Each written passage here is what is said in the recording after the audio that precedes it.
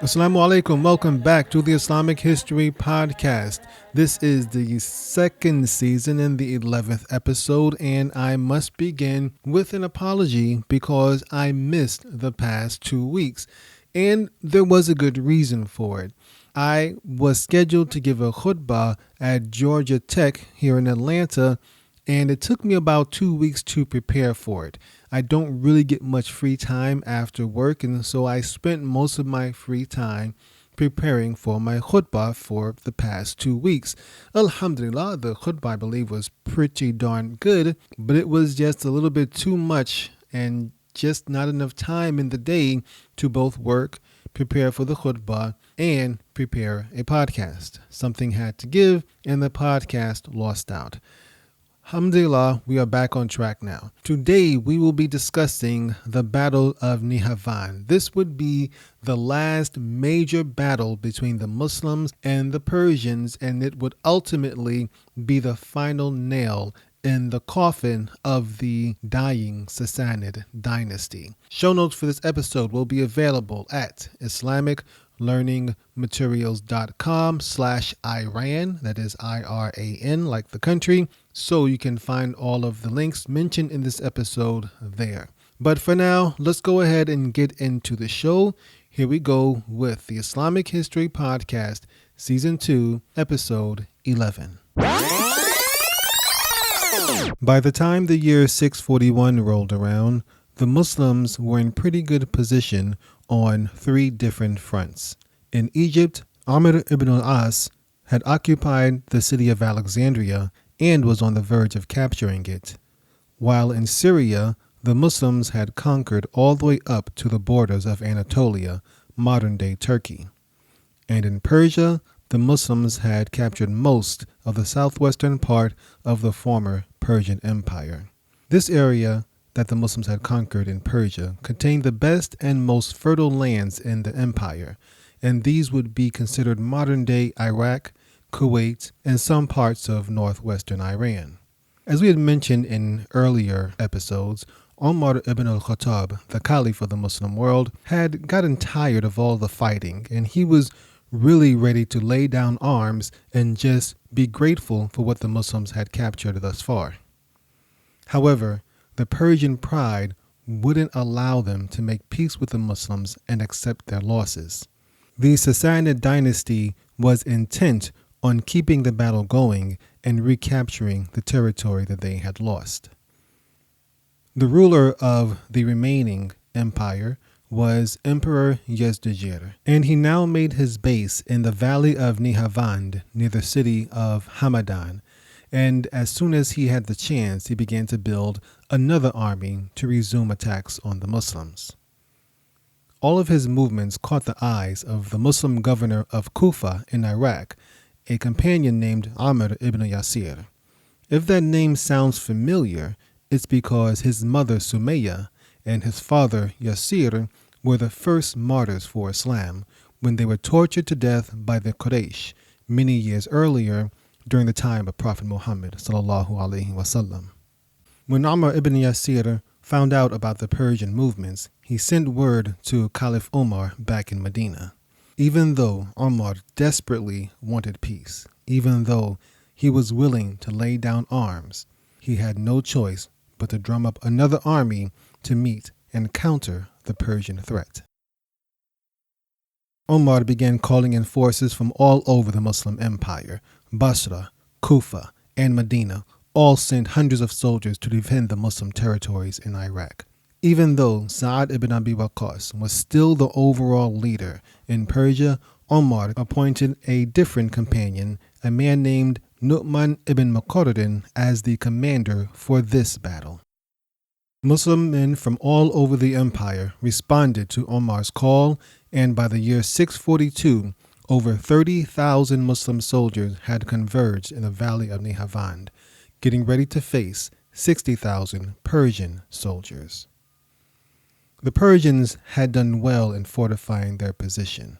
They had set up many obstacles between them and the Muslims, and it would not be easy for the Muslims to remove the Persians from their garrison. The first obstacle between the Muslims and the Persians was a stream, and going through this stream, the Muslims would be easy targets for the Persian archers up in the mountains. Beyond the stream, the next obstacle the Muslims would face would be a field covered with thousands of caltrops. These were little iron spikes set in the ground and hidden in order to disable the Muslim horses and the Muslim men when they stepped on it. If they got past the stream and past the caltrops, the Muslims would have to march uphill while thousands of Persian archers shot at them from well-hidden and fortified positions. The Muslim commander Nu'man ibn Muqarradin surveyed the area and realized that there would be no way to try to outflank this enemy. The only way they were going to break through the Persian defenses was with a full frontal assault. And so, in mid-December 642, Nu'man ibn Muqarradin led his men out from their camps and towards the Persian army. Nu'man ibn Muqarradin had a habit and a desire to always fight after the noon prayer, Salatul Dhuhr. This was because he had witnessed Prophet Muhammad ﷺ practice the same thing. And so it would be after the noon prayer that Nu'man ibn Muqarradin and the Muslim soldiers left their camp. So Nu'man ibn Muqarradin and the Muslims began to make their way across the stream. They lost hundreds of soldiers as the Persians easily picked them off. And then they got to the Caltrops and lost several more soldiers and horses as they made their way through the spiky minefield. And then they advanced slowly up the hill while the Persians rained arrows down on them. Finally, the two sides met in battle, and there were no more obstacles, no more barriers between the Muslims and the Persians, and the fight was on. The two sides clashed near the top of the hill, and they fought viciously until sunset, when it became too dark to fight any longer, and the Muslims withdrew from the battlefield and made their way back to the camp. This was not a good day for the Muslims, for they had lost hundreds of soldiers while hardly making a dent in the Persian defenses. The next day, Nu'man ibn Muqarradin got his soldiers ready for battle once more. He decided another frontal assault would be the best course of action, and once again he waited until after the noon prayer before making his way across the stream. The second day of action was very much like the first, with the Muslims once again losing hundreds of men and not making any real progress against the Persians. After this unacceptable outcome, Nu'man ibn Muqarradin decided not to try a frontal assault a third time, and instead he called a council of war of his top commanders. The Muslims acknowledged that they had several disadvantages in their war against the Persians. First of all, the Persians had set themselves up very well defensively. Secondly, it was December and very cold, and generally speaking, the Arabs didn't do too well with the cold. Furthermore, the Muslim base of operations was the city of Kufa, which was in Iraq and which was also almost 300 miles away. However, the Persian base of operations was in Hamadan, which was less than 10 miles away. And finally, the Persians outnumbered the Muslims. The Persians had 60,000 men at the start of the battle, while the Muslims only had 30,000. On top of that, the Persian forces were continuously supplemented by soldiers filtering in from the surrounding areas. Nu'man ibn Muqarradin and his council of war discussed all of these disadvantages and realized that they had to come up with a unique plan in order to dislodge the Persians from their stronghold. And finally, after several hours of discussion, they had a plan. The next day passed with no action and no fighting between the two sides. The day after that also passed by, once again with no action, and the next day as well. In fact, an entire week went by with absolutely no fighting between them. Then one day, the Persians began to discuss a rumor that they had heard. This was a very important rumor to them because it could mean victory. They had heard that Caliph Umar, the leader of the Muslim forces, the leader of the Muslim empire that had conquered so much of their territory, had died back in Medina. The Persian general wanted to be sure of this, and so he sent some scouts out to observe the Muslim forces, the Muslim camp, and report back what they saw. The scouts reported that indeed the Muslims were seemingly packing up their stuff and preparing to break camp. The Persian general knew that this would be the perfect time to strike at the Muslim rear as they left the camp and headed back for Iraq. He quickly gathered 50,000 of his best soldiers and led them down from the mountain and into the valley of Nihavand towards the retreating Muslim soldiers. When the Persian army came to the field of Caltrops, they quickly brushed them aside. They knew they were there, for they had put them there themselves. But once the Persians had gone through the field of Caltrops, the Persian general made sure that they replaced them. Pretty soon, the Persian forces caught up with the Muslim army, leaving the battlefield and heading back towards Iraq. Quickly, the Persian general had his soldiers line up in battle formation, and they began advancing towards the Muslims. When Nu'man ibn Muqarradin saw this, he ordered his soldiers to turn around and face the enemy coming towards them and prepare for battle themselves. But let's remember, Nu'man ibn Muqarradin always preferred to fight after Salatul Dhuhr. So now that the Persians were advancing towards him, he had no choice but to defend himself. However, he would not allow his soldiers to counterattack nor advance on the Persians until after the noon prayer. When the Persian soldiers were close enough, their archers unleashed a terrible volley of arrows on the Muslims. The Muslims, all they could do was put up their shields and try their best to defend themselves, because their commander would not allow them to rush the archers in front of them. Once the archers had done as much damage as they could, the Persian foot soldiers withdrew their swords and their spears, held them forward, and rushed towards the Muslim lines. The Persians smashed into the Muslim soldiers, and they fought viciously. Once again, however, Nu'man ibn Muqarradin would only allow his soldiers to defend themselves and push the Persians back, but they would not counterattack. They would not go forward and meet the Persians in battle. He would only allow his soldiers to stay there and let the Persians come to them. It wasn't until finally, after the noon prayer had passed, Nu'man ibn Muqarradin gave his soldiers the order to advance. The Muslim soldiers had a whole lot of pent-up frustration and anger for sitting for so long while the Persians just hacked away at them, and they surged forward with a mighty roar and went into the Persians in a vicious, terrible attack. The two sides fought bravely, but the Muslims had a trick up their sleeve. While the Muslims and the Persians were engaged in battle, a hidden cavalry of Muslims rushed out from behind a rocky cliff and tried to attack the Persians by hitting them in their rear. The Persians had to do their best to fight on two different sides and prevent themselves from being outflanked. However, they were ultimately caught between the two blades of a pair of scissors. The Persians were trying to fight their initial foe in front of them and the Muslim cavalry behind them, and they were slowly squeezing the Persians in until the pressure got so much that the Persian soldiers finally broke rank and tried to run for their lives. But if you would remember something that we had mentioned about the Persian soldiers, an odd habit that they had.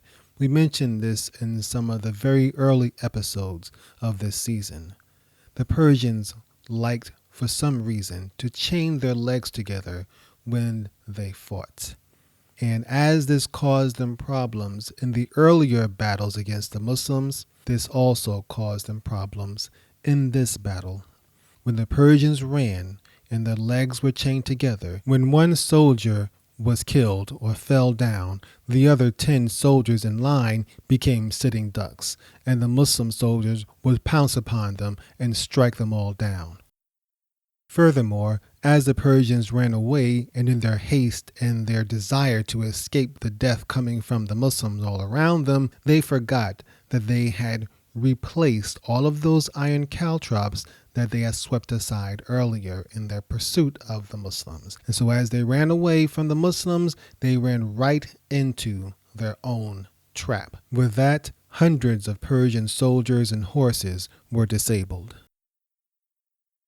Several Persian soldiers did escape the fighting and managed to make it back to their fortified garrison on the hill.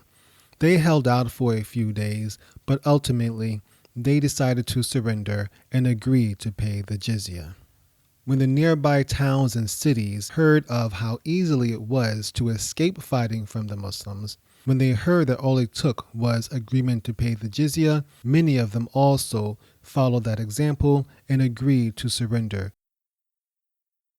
On a sad note, however, the Muslim commander, Nu'man ibn Muqarradin, was severely injured during the battle and died a few days later. Umar ibn al-Khattab was so happy and so impressed with this victory that he raised a stipend for all of the veterans of this battle.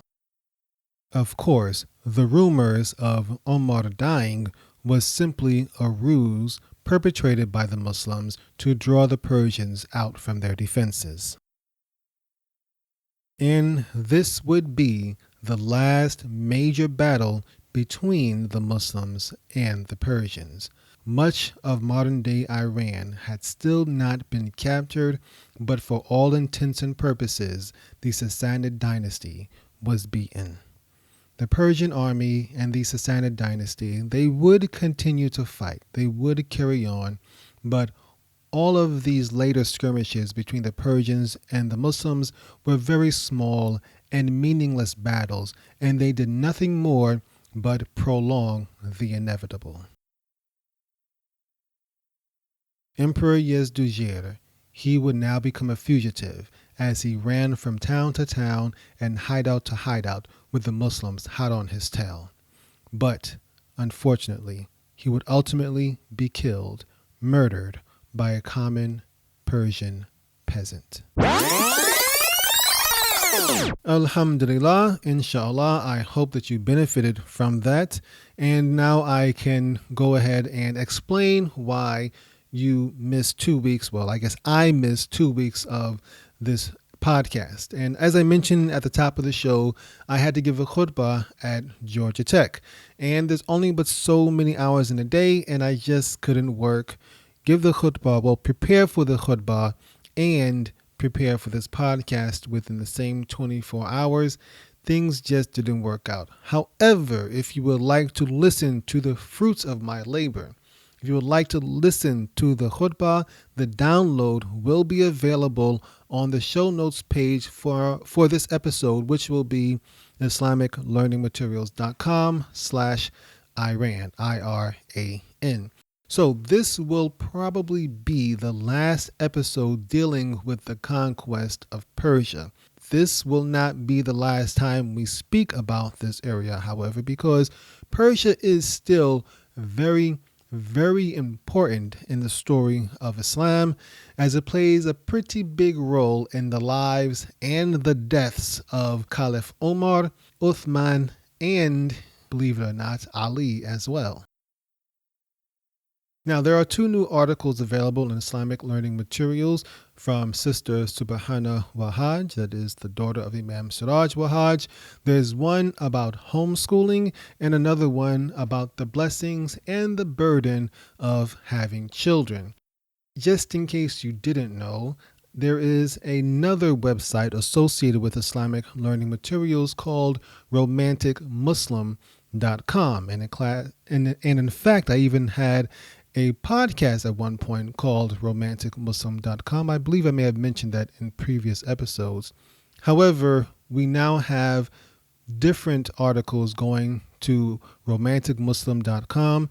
These articles are primarily dealing with relationships and marriage from an Islamic perspective. And so there is also a new article on romanticmuslim.com by Subhana Wahaj dealing with one of her favorite books, written by a Muslim author about how we can preserve our marriage. Now, finally, just one more thing. Want to update you on the first 50 episodes of The Elm Show, which was once this show, the Islamic History Podcast. The first iteration of it was called The Elm Show, as I had mentioned earlier. The first 50 episodes are now available as archives on the Elm Club. So if you would like to listen to me struggle with podcasts earlier on, you can get to do that. They will be available there. Really, I only really struggled the first 10 to 15 episodes or so. After I got me a decent mic, things got a little bit better. But, you learn, you grow, things happen. So if you would like to listen to those episodes, then by all means, I encourage you to join the Club if you have not joined as yet. Links for that, of course, will be in the show notes, IslamicLearningMaterials.com/Iran. And I ask that you forgive the first 6 to 7 episodes of these archived episodes because they're not going to sound that great because I had a janky microphone at the time. So just to remind you all, links to download the khutbah, and links to the articles by Subhana Wahaj, and links to the Elm Club will all be available at the show notes page for this episode, IslamicLearningMaterials.com/Iran. So we are going to bounce on out of here to the song So Real by Raif and Maher Zain. And just one quick warning, this song has some music in it. So if that's not your thing, if you're not into music, if you believe it is forbidden to listen to, then you may want to stop this after I say Assalamu alaikum. However, I ask, please do not write me to tell me that music is haram. There is lots of ikhtilaf surrounding that topic. Ikhtilaf means difference of opinions. So please, do not write to me about it. If you don't like it, then just cut it off after I say what I'm about to say. Until next week, inshallah. Assalamu alaikum wa rahmatullahi wa barakatuhu.